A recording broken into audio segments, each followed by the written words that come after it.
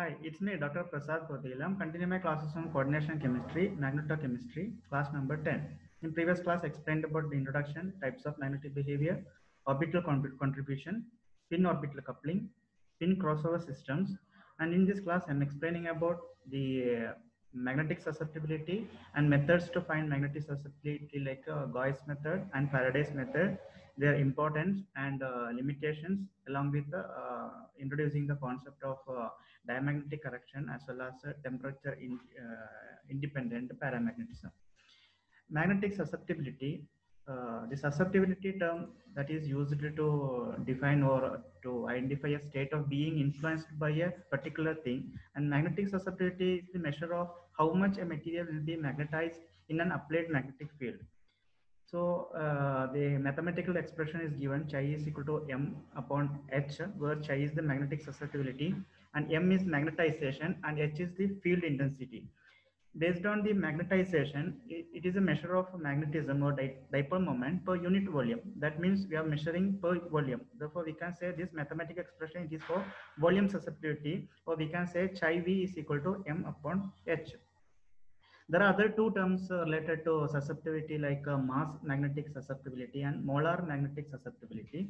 Their definitions are given here. The mass magnetic susceptibility, it is measured in meter cube upon kilogram, that is the SI unit, and is defined as the volume susceptibility per density. Or means if volume susceptibility is divided by density of the material, we'll get the mass susceptibility. Here the rho is the density.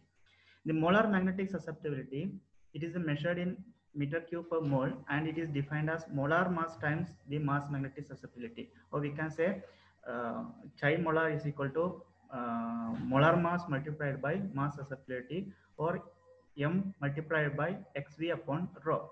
So here m is the molar mass in kilogram per mole.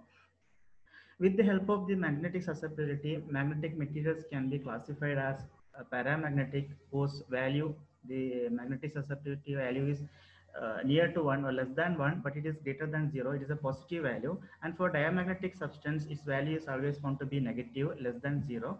And for ferromagnetic and supermagnetic materials, the value is higher than that of 1. One of the important method to measure the magnetic susceptibility, with that we can find the magnetic moment, and we can find out the electronic structure, electronic arrangement of the transition metals or their complexes. So one of the important method is Gauss method and another method is Faraday's method. So in Gauss method we use magnet, the sample which is kept in a tube which is made up of Pyrex glass. It is connected to a simple balance. Okay, one hand of the arm of the balance it is used to put the weight. The other arm of that balance it is connected to the Pyrex glass tube, to which the substance whose magnetic susceptibility we need to find out. So the empty Pyrex glass tube and the glass tube with a calibrant or standard or reference material, as well as the glass tube with unknown compound we need to measure their weight. So let us assume that the in the absence of magnetic field, that means we need to measure the weight in the presence of magnetic field as well as in the absence of magnetic field.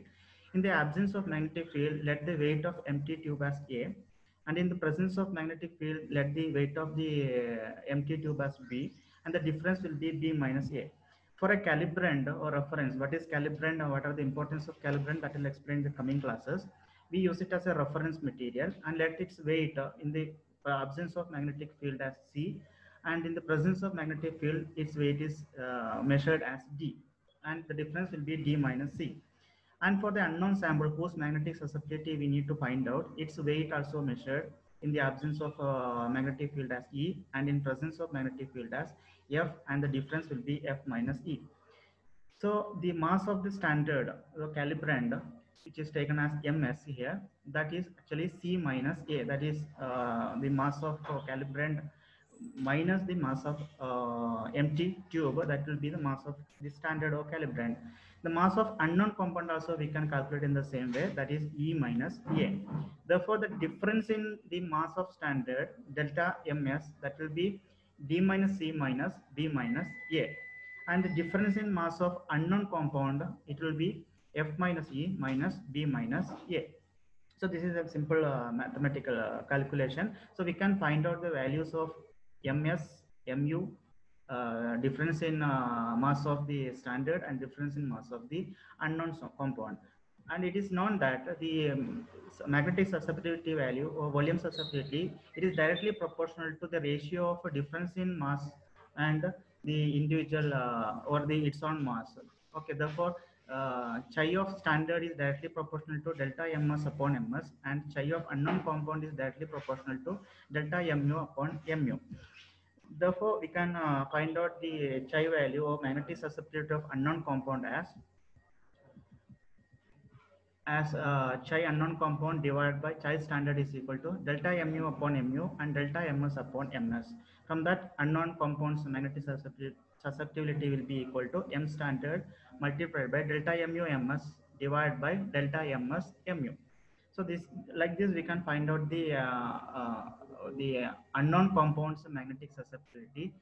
And there is an expression known as mu square n naught divided by 3 kt is equal to the magnetic susceptibility. Actually, it is magnetic susceptibility corrected. Here, k is Boltzmann constant, n naught, n0 is the Avogadro number. So here, the what is m corrected, that also I'll explain. So from the m unknown compound, chi of unknown compound, that is the magnetic susceptibility of unknown compound, the mass magnetic susceptibility x mass can be calculated, and then we can find out the molar magnetic susceptibility, that is the xm or x the chi m or chi molar can be calculated. That is molar magnetic susceptibility. How it can be calculated, that I already discussed in the beginning slides. X mass is equal to x of unknown compound divided by density, and that value, if you multiply it by molar mass, you'll be getting molar susceptibility in kilo, where m is the molar mass in kilogram per mole. So here, what is xm corrected? Okay, we are getting the x molar, that is a chi of that molar magnetic susceptibility value. What is the corrected one? Corrected one means when we do the experiment, we are only calculating the molar susceptibility of the paramagnetic nature, that is the experimentally determined. But that means if it contains the unpaired electrons, that's magnetic moment, the molar susceptibility value is calculated. Whereas the material or any substance, it will be having unpaired electrons. When you write the electronic configuration, most of the cases it will be having unpaired electrons. Those unpaired electrons contributes the diamagnetic behavior, and this diamagnetic behavior, actually it is opposing the magnetic moment. Therefore, that value we need to deduce or minus from that of paramagnetic susceptibility, that we call as diamagnetic correction. What is diamagnetic correction? That will explain in the coming classes.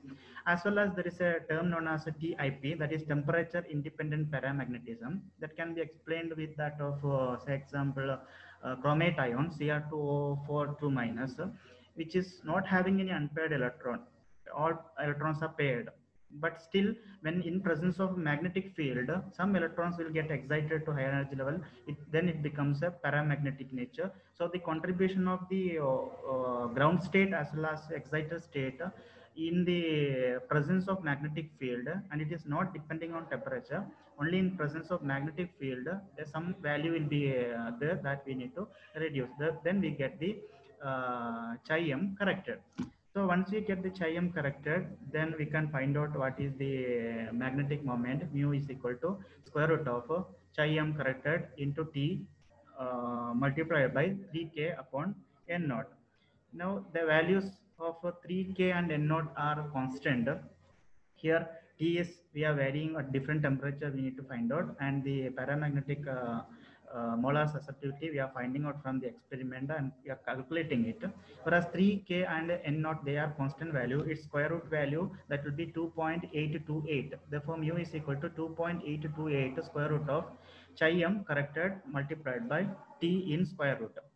Though this is the value that we can use for most of the compound which are paramagnetic in nature and which is not affected by the coupling, or this is the one which follows Curie's law. For ferromagnetic and antiferromagnetic materials, there will be some coupling interactions. Therefore, Curie's Wies law is applied. That is, mu is equal to 2.828 square root of chi m corrected multiplied by t minus theta.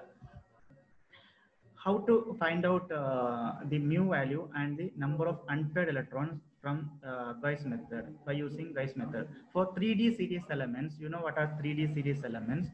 Mu value will be square root of 4s multiplied by s plus 1, where s is the spin of electron, or we can also use the expression mu is equal to square root of n into n plus 2. So where n is the directly the number of unpaired electrons. Therefore, from Gauss method, we can find the molar magnetic susceptibility, and from molar susceptibility we can find out the mu, and from mu we can find out the number of unpaired electron. If it is 4D or 5D series elements, and you know which are 4D series elements and 5D series elements, the mu value will be square root of 4s into s plus 1 plus l into s plus 1. That is orbital contribution also we need to consider. And for 4f and 5f series elements, that is lanthanides and actinides, the mu value will be square root of j into j plus 1. The advantages and limitations of Gauss method. Advantages that we are using a Pyrrhus glass, they are not that much costly glass material, and simple analytical balance is sufficient to weigh the weight. And magnetic field strength required is comparatively less, 5,000 to 2,000 Gauss is sufficient. And the instrument can be easily assembled, and the cost of the instrument is also not high, and it is easy to handle the equipment. Whereas the limitations, if you see, we need to have large amount of sample, that is 1 gram. 1 gram is not large amount as we consider, but the sample that we prepare, they may be costly. They are made up of a transition metal elements. They are costly elements, and also the standard or calibrant used, they also will be costly. Therefore, large amount of standard also we may have to use for a Gauss method. And the material we need to pack in the tube, Pyrrhus glass tube, we need to pack the material closely, or evenly distribution should be there. There should not be any air gap between that. That will be affecting the result. Then next one, that is Faraday's method. Faraday's method, we are using a non-uniform magnetic field. A strong electromagnet is used, and the sample taken will be very less amount. 0.1 milligram to 10 milligram is sufficient, and there is no need of uniform close packing, or uniform packing is not required. And the when we clamp or we hang the sample or sample holder, that is actually made up of quartz with an internal diameter of around 1 millimeter. So very small tube made up of glass, we call it as ampule. So here it creates, or it feels a homogeneous magnetic field, since it's very small in size. In presence of, even though the homogeneous magnetic field, the sample holder or the ampule or the sample or the standard, it is in a homogeneous magnetic field with a gradient in x direction, which is uniform. That is delta h by delta x, or we call it as curly h upon curly x. Let the mass of the unknown as mu. How to calculate the mass, that is you can follow from the Gauss method that is explained there. And the mass of unknown sample is mu, and mass of the standard is ms. Then the force applied on the sample or the standard, it depends upon the mass of the substance, the magnetic susceptibility, that is specific susceptibility. Okay, here in Faraday's method we are directly getting the specific susceptibility, and the force acted on the sample also depends upon the magnetic field gradient and strength of magnetic field. Okay, what is magnetic field gradient? That is curly h of curly x. The magnetic field strength, that is h naught, and weight of sample that we measure from the experiment, and weight of the unknown also we measure from weight of the standard as well as weight of unknown. Therefore, for unknown sample, the force applied on that ampule or this unknown sample, Fu can be calculated, or it depends upon mu, chi u, curly h on curly x, as well as h naught. Then we can rearrange it. Let's take the mu and xu under Fu as denominator. Then Fu by mu multiplied by xu will be curly h upon curly x and h naught. Similarly, for standard sample, Fs upon Ms chi s will be curly h upon curly x multiplied by h naught. Okay, so here we can see the right hand side is a same value, or we can consider as the same value. Therefore, we can equate the left side values what are given, that is fu divided by mu chi u is equal to fs upon ms chi s. Therefore, the magnetic susceptibilities of unknown compound will be equal to fu ms chi s divided by fs mu. So this is where we can find out the magnetic susceptibility of unknown compound. The advantages and limitations of Faraday method, if you discuss, advantages, we need to have really small amount of sample, no wastage of sample, and even the standard calibrant, which may be costly, that also we need to take only very less amount. And there is no need of close packing of the compound. The instrument will give accurate result even if it is not closely packed. Limitations are, we need to have a sophisticated electronic balance, as the amount of substance taken is very less. The ordinary analytical electronic balance will not give the result, and the difference in mass also will be very less. Therefore, sophisticated electronic balance is required, and we need to apply high magnetic power in Faraday's method. So these are the advantages and limitations of Gauss method, Faraday's method. The diamagnetic corrections as well as temperature independent magnetism, that will be explained in the coming classes. Thank you very much for watching my video.